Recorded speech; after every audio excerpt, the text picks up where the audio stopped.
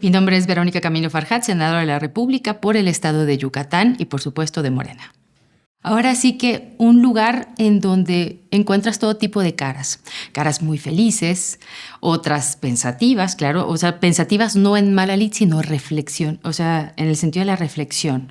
Y otras, pues sí, muy molestos, porque pues claramente creo que ha asestado nuestro presidente Andrés Manuel López Obrador vamos a llamarle un golpe contundente a todo aquello que durante muchos años, sin darnos cuenta, la gran mayoría de las y los mexicanos fueron en detrimento de nuestros derechos.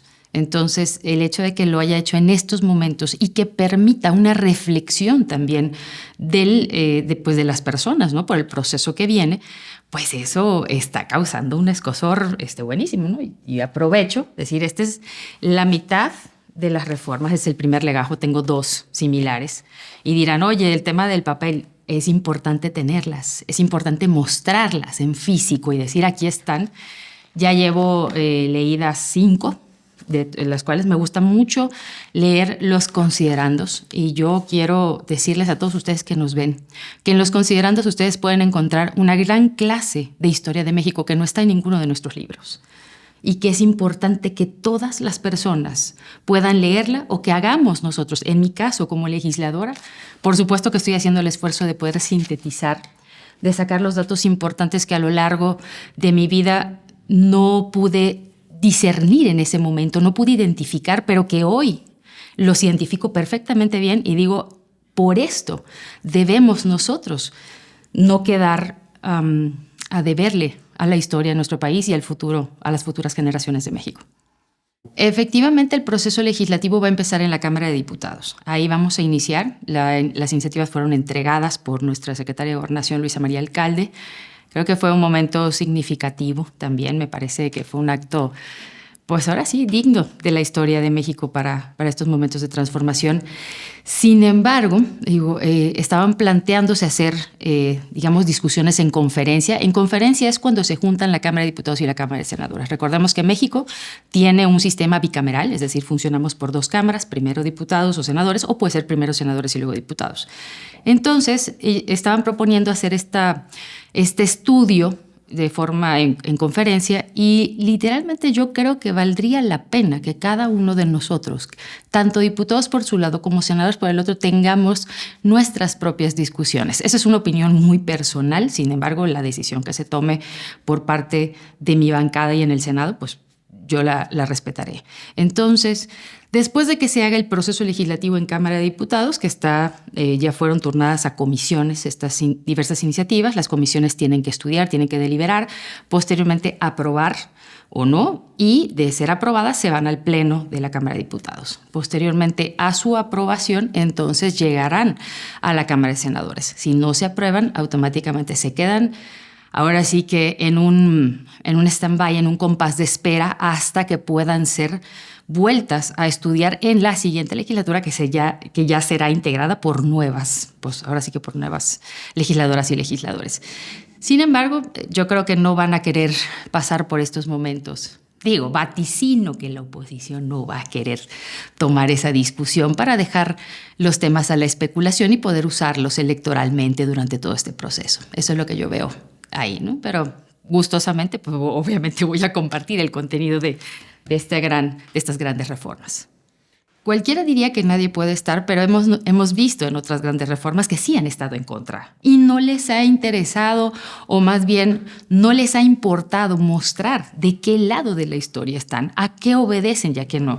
Y dónde vemos claramente estas dos cosas, en la reforma eléctrica y en la de los organismos constitucionalmente autónomos. En esas dos grandes reformas es donde más podemos observar cuál es la postura real de quienes se oponen a estos cambios. Por ejemplo, imagínate, yo desde la parte de vista eléctrica, yo soy de Yucatán y en Yucatán tenemos un déficit de generación de energía que principalmente se le fue dado a privados. Entonces decía, bueno, ¿y a mí cuánto me va a costar? Y después de ver las reformas a las leyes secundarias, donde ves que tienen una preferencia estas empresas privadas, dices, bueno, ¿y a qué horas yo voy a tener la energía como un derecho humano? Y me sentía vulnerable y hasta hoy me siento vulnerable en ese aspecto y veo también la vulnerabilidad de las personas que menos recursos tienen. La siento. ¿Por qué? Porque llegas a sus casas y dices, hace más de 20 años no tengo un poste porque no lo puedo pagar. Y entonces la energía llega hasta 3 cuadras hacia allá. Entonces, mientras los privados tengan la preferencia para la inversión en la producción de energía, no vamos a poder darle a esas personas que menos tienen ese derecho que queremos otorgárselos desde la Constitución para que entonces no tengan que estar sufriendo 10 o 20 años hasta juntar 17,000 pesos por un poste de luz, ¿no? Entonces es una empresa que hoy es una empresa del Estado cuando necesariamente tiene que regresar a la propiedad de las y los mexicanos. Y por otra parte, en los organismos constitucionalmente autónomos, pues encuentras algo muy robusto, ¿no? Ves un gobierno federal con los 3 poderes de la Unión, pero en el Ejecutivo es muy claro cuando te dice seguridad pública recae aquí, la educación recae aquí, la salud recae aquí, las telecomunicaciones recaen aquí.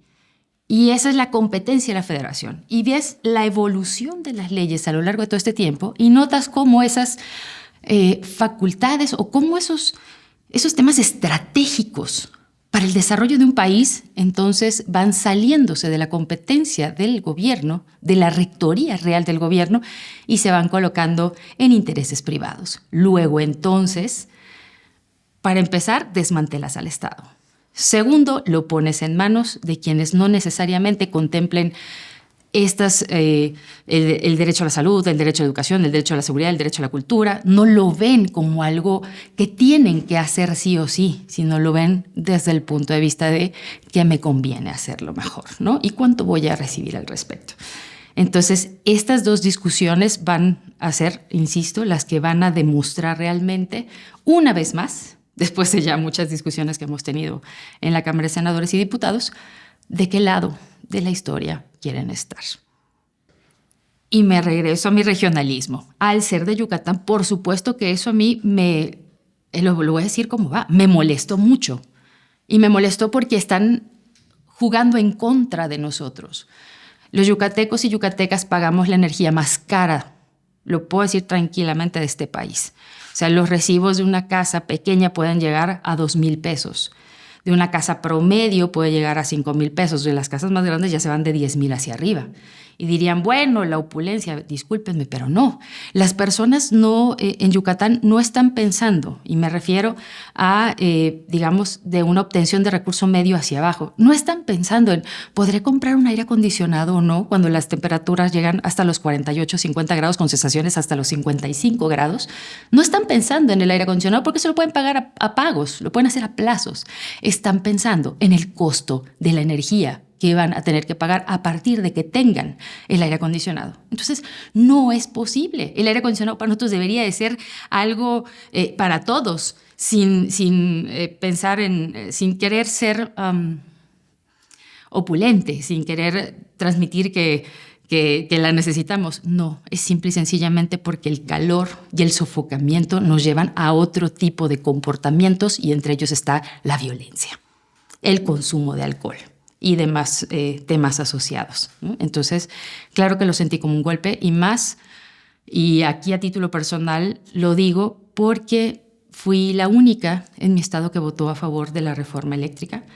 Me publicaron páginas en los periódicos en primeras planas diciendo que me aborrecían por haberlo hecho y yo lo haría 1 y 1000 veces. ¿Por qué? Porque la soberanía energética de mi país, el hecho de que la gente tenga la energía como un derecho humano, es lo que los va a ayudar a su desarrollo personal, al desarrollo familiar, al desarrollo de un contexto. Yucatán es una tierra muy rica, es una tierra que hoy está recibiendo a muchas personas que huyen de cierta inseguridad de otros estados, pero nuestra calidad de vida va en detrimento. ¿Por qué? Porque si bien la diversidad genera riqueza, también genera altos costos económicos. Y sin chistar, lo digo claramente, creo que el presidente Andrés Manuel López Obrador le dio una gran lección a todos aquellos que no tenían la esperanza o no creían que pudiera lograrlo. Desde mi perspectiva, en el 2006 tuve la oportunidad de apoyarlo en esa elección histórica en ese robo histórico también, ¿por qué no decirlo? Es un robo histórico. Y pues claro, con emoción, voto por voto, casilla por casilla. O sea, claro que sí. Buen grito de guerra y también, pues nos esperábamos mucho después de eso, ¿no? Pero el sureste esperó pacientemente hasta que pudiera darse el 2018. Hoy el Tren Maya, créeme que la gente sale en sus pueblos, sale y camina y va a las rieles nada más para verlo pasar. El tiempo que se estaba haciendo, pasabas y decías, ¿esto será? Y ya luego que empiezas a verle forma, que empiezas a ver los durmientes, que ves las rieles colocadas, dices, oye, ahí vamos. Y obviamente cuando pasan los vagones, porque los transportaron por tierra, créanme que el periférico de Mérida se puso loquísimo, porque pues imagínate ver esos monstruos pasar por ahí. La gente salía también a verlos y gritaba, ahora sí, esta es una realidad. O sea, yo los filmé a la gente pasando y celebrando que pasaran por ahí. Y pues el día que lo fue a inaugurar el presidente, te imaginarás, eso era en todos los pueblos que estaban alrededor, era un espectáculo ver a tanta gente esperando que pasara el presidente en el Tren Maya. Hoy tiene, por supuesto, como toda gran obra, tiene ciertas complicaciones que se han ido resolviendo paulatinamente y eso lo hemos visto quienes ahí estamos y quienes ahí vivimos. Y para mí, el Tren Maya lo que va a hacer es hermanar aún más a la península de Yucatán e integrarnos estratégica y económicamente al sureste del país. Esa combinación del transísmico con el Tren Maya, o sea, a nosotros con el puerto a altura de Yucatán va a ser lo que nos va a hacer despegar. Y no solamente me voy a referir a eso, me voy a referir también a otra construcción importante que es el gasoducto. Tenemos hoy, a partir de esa aprobación que ya tiró la Suprema Corte de Justicia, que vamos a trabajar para el Plan C, tenemos 2 termoeléctricas de ciclo combinado que están terminándose de remodelar, de reconstruir. Cuando lleguen a Mérida, cuando vaya a bajar el avión, observen quienes estén sentados a su lado izquierdo, van a ver esa estructura grandísima de la CFE nuevecita que están haciendo y esa va a funcionar con gas y también con combustóleo. Obviamente, el gasoducto había sido lo que nos hicieron esperar 8 años. Ahí va, y nunca llegó. Y fue hasta ahora que el presidente dijo, hágase, aquí está el dinero. Y entonces vamos a tener ya gasoducto y tendremos una energía a menor costo, que eso es lo que nosotros en Yucatán esperamos. Entonces, pues para nosotros eso ha sido en materia económica y de industrialización muy importante. Ahora, si nos vamos a la parte social, ¿qué te puedo decir? Después de mucho tiempo que decían el campo y la inversión histórica en el campo y todo, dices, pues sí, mucha inversión histórica. Ahora que he salido y he podido visitar los CACs de Sembrando Vida, entonces sí he visto cómo el campo está funcionando en masa, o sea, un tema colectivo grandísimo. Pero cuando realmente inviertes es cuando realmente salen los problemas de cada lugar. Y entonces hoy todas las personas que participan en Sembrando Vida, hombres y mujeres, que por cierto hay mujeres chéverísimas ahí, buenas líderes, te dicen, no tenemos pozos. Tienen que llenar en sus casas garrafones de agua, subirse a sus triciclos, pedalear por los kilómetros necesarios, no sé, tal vez unos 3-4 kilómetros para llegar a donde está su parcela. Y de la parcela tienen que bajar los garrafones porque pues no, es terreno pedregoso. Yucatán tiene el tipo de suelo es muy difícil, tenemos laja, mucha piedra. Entonces tienen que bajarse cargando esos garrafones y entonces regar una por una las plantas. ¿Sabes qué es tener esas 1,500 plantas vivas en plena sequía? No les estamos dando lo necesario para que produzcan.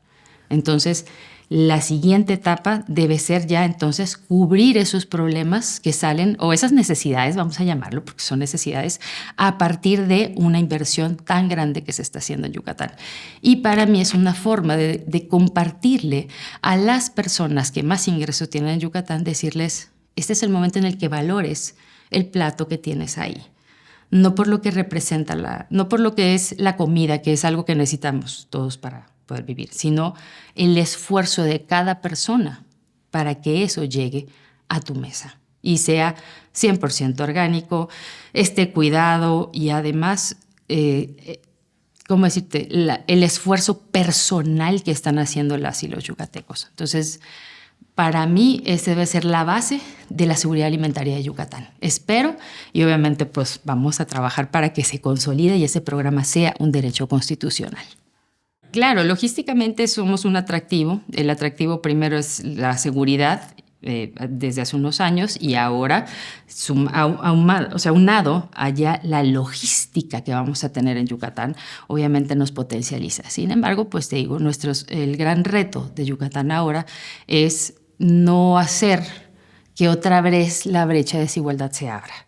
La brecha ha disminuido, pero ha disminuido gracias a los programas sociales que hemos trabajado, ¿no?, para que exista el recurso, poner las leyes al servicio realmente de las y los mexicanos.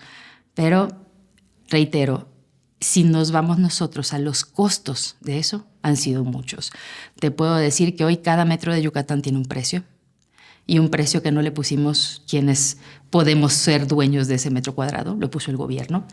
Y ese gobierno estatal nos ha aumentado impuestos y derechos como si ganáramos lo mismo que las personas que llegan de otros estados.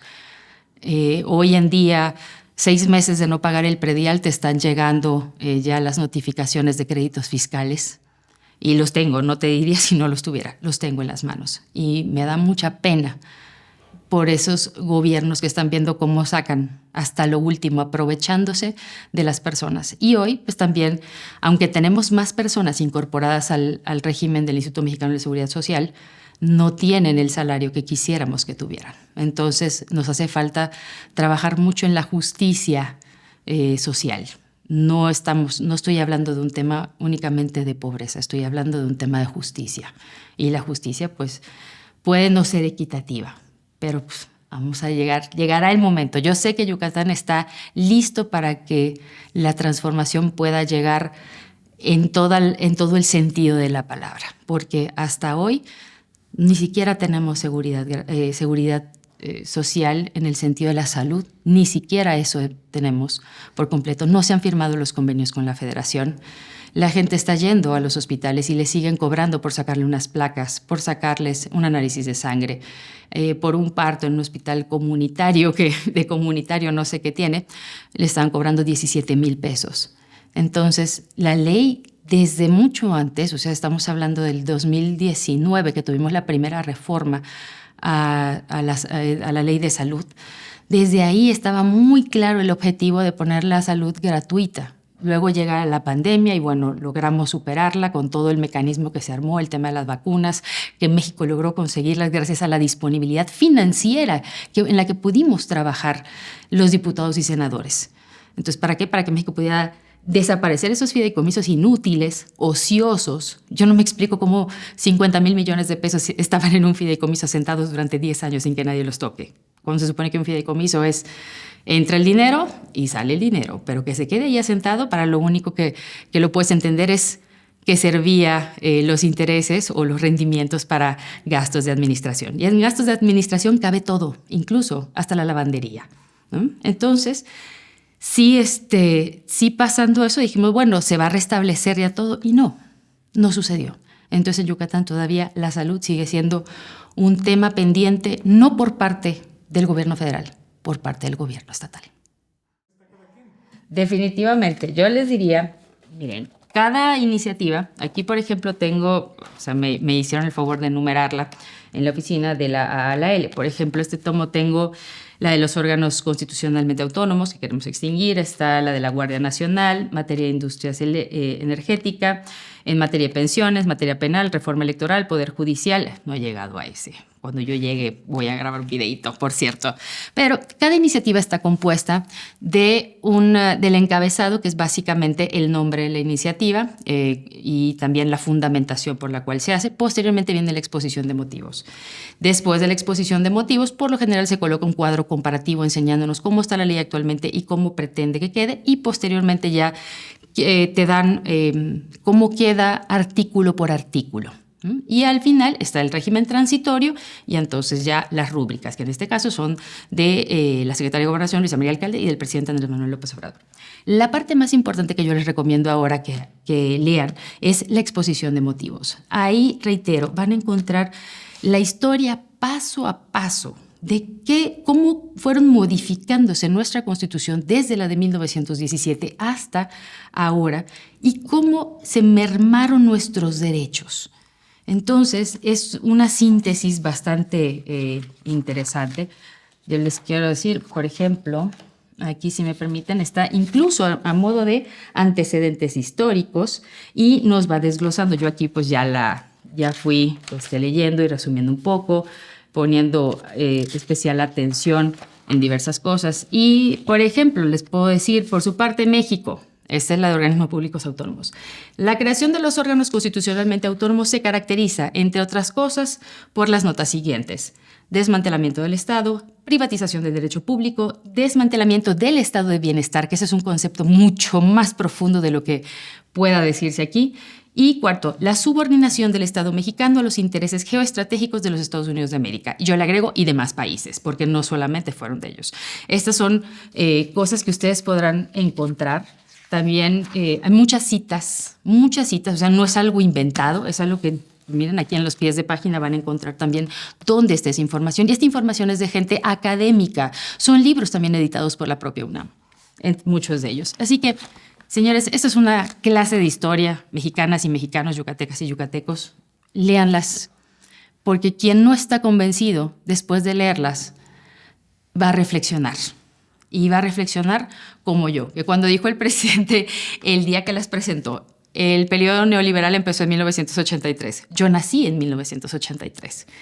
Y dirán, bueno, ¿y por qué ahora tú estás de este lado de la historia si viviste estos 34 años, vaya, en ese periodo liberal?